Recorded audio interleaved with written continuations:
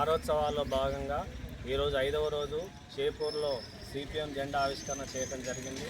ప్రధానంగా మేడే ఆనాడు 1886లో చికాగో నగరంలో అమెరికా దేశంలో మరి ఆ రోజు పని గంటలు తగ్గించాలని చెప్పేసి కార్మికులంతా కూడా సమ్మెస్తున్న సందర్భంలో అక్కడ ఉన్నటువంటి యాజమాన్యం వారిపైన కాల్పులు జరపడంతో ఆ కాల్పుల్లో వేలాది మంది చనిపోయారు.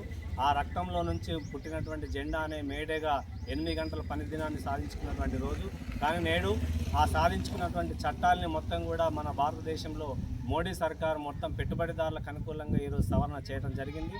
అంతేకాదు ఈరోజు మన దేశంలో రైతులు ఏదైతే పంట పండిస్తూ ఉన్నారో ఆ పంట కూడా గిట్టుబాటు ధర రాకుండా ఈరోజు విదేశాల నుంచి దిగుమతి చేసుకునేటటువంటి పరిస్థితి వాణిజ్య ఒప్పందం చేసుకుంటా ఉన్నారు. ఇది సరైనది కాదు, దీన్ని వెనక్కి తీసుకోవాలని చెప్పేసి డిమాండ్ చేస్తూ ఉన్నాం. అదే మాదిరిగా ఇప్పటికే మరి ప్రతి పంటకి యాసంగి కానీ వానాకాలం కానీ ఈరోజు రైతులంతా కూడా అష్ట కష్టాలు పడుతున్నటువంటి పరిస్థితి ఉంది. కానీ ఇటువంటి సందర్భంలో రైతులకు గిట్టుబాటు ధర కల్పించకుండా ఈరోజు నానా రకాలుగా ఈరోజు ప్రగల్భాలు పలుకుతూ ఉన్నారు. ఇది సరైనది కాదు. మేము ఒకటే ప్రభుత్వాన్ని డిమాండ్ చేస్తా ఉన్నాం.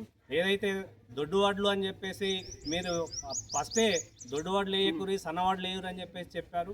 కానీ ఈరోజు సన్నవాడ్లు వేసిన తర్వాత మళ్ళీ దొడ్డువాడ్లు కొంటామని చెప్పేసి చెప్తా ఉన్నారు.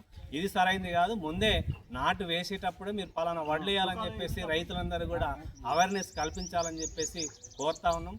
రైతాంగాన్ని ఆదుకోవాల్సిన బాధ్యత ప్రభుత్వం మీద ఉంది. కాబట్టి ఈరోజు రైతుల సమస్యనే కాదు, పేదల సమస్యలు కూడా పరిష్కారం చేయకపోతే వీళ్ళందరినీ కూడా కదిలించి రేపు భవిష్యత్తులో మరి కార్మికుల చట్టాలకు సంబంధించి కానీ అట్లాగే రైతు సమస్యల మీద కానీ పేదలకు ఇచ్చినటువంటి వాగ్దానాలు అమలు కోసం ఎర్ర జెండా ఎప్పుడూ పేదల కోసం అండగా నిలబడుతుంది. రేపు భవిష్యత్తులో ఆ రకమైనటువంటి పోరాటాలు నిర్వహిస్తుంది.